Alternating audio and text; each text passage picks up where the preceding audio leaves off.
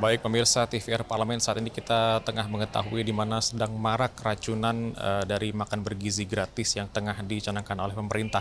Dan ini juga menyita perhatian DPR RI yang juga mewakili masyarakat. Lalu bagaimana sebetulnya upaya dari pemerintah untuk bisa menanggulangi permasalahan keracunan dari makan bergizi gratis ini? Sudah bersama kami Ibu Irma Suryani Caniago, anggota Komisi 9 dari fraksi Nasdem. Terima kasih Bu atas waktunya.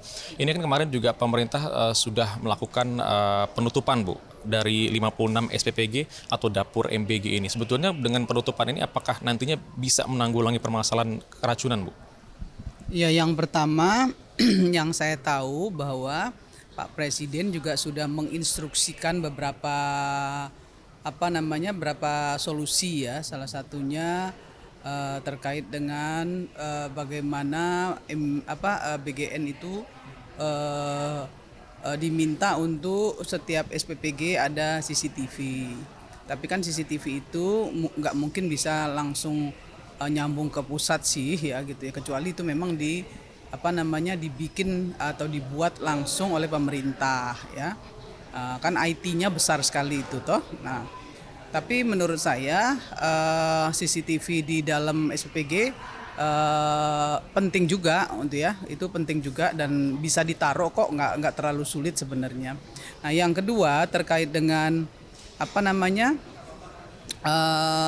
sanitasi ya, sanitasi yang baik yang juga menjadi kewajiban dari semua SPPG itu juga sudah merupakan satu solusi juga ya, dari apa yang seharusnya menjadi standar operation dari SPPG yang baik gitu ya.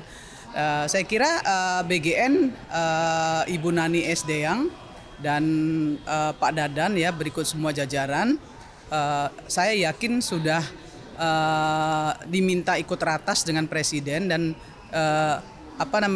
Presiden sudah memberi petunjuk untuk bagaimana cara agar MBG ini bisa terus berjalan tanpa harus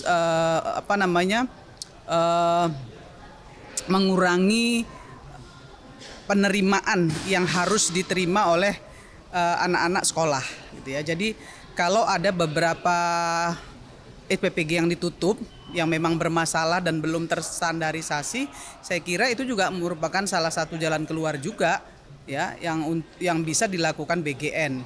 Tapi bagi SPPG yang memang sudah terstandarisasi, memiliki sanitasi yang baik dan sudah terstandarisasi ya sesuai dengan standar SPPG yang diwajibkan, saya kira ya nggak perlu ditutup gitu ya, karena kasihan juga mereka, kasihan juga anak-anak yang harusnya menerima MBG ini gitu.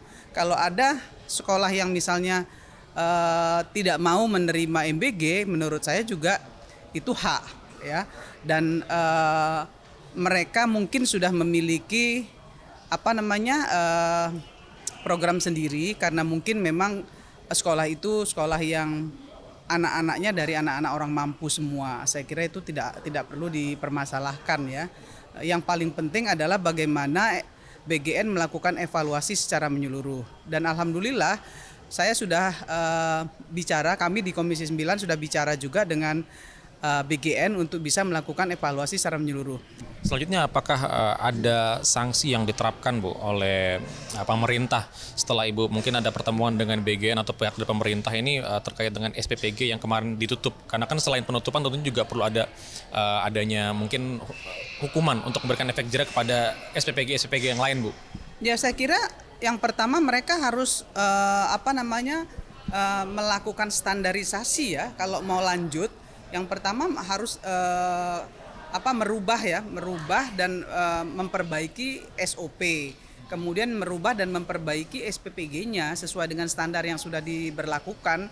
Misalnya mereka harus punya koki yang bagus ya kan, kemudian sanitasinya juga harus bagus dan terpenuhi sesuai standar gitu, sehingga ompreng-ompreng food tray-nya itu ya bisa dipertanggungjawabkan kebersihannya. Kemudian bahan pangan aman juga kan, mereka juga harus punya loh ruangan untuk menaruh bahan kering dan bahan basah.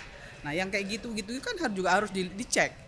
Nah untuk itu saya nggak setuju dengan sertifikasi, karena kalau sertifikasi itu nanti sertifikatnya bisa diperjualbelikan gitu ya, tidak berdasarkan fakta dan data yang ada di SPPG yang dimaksud.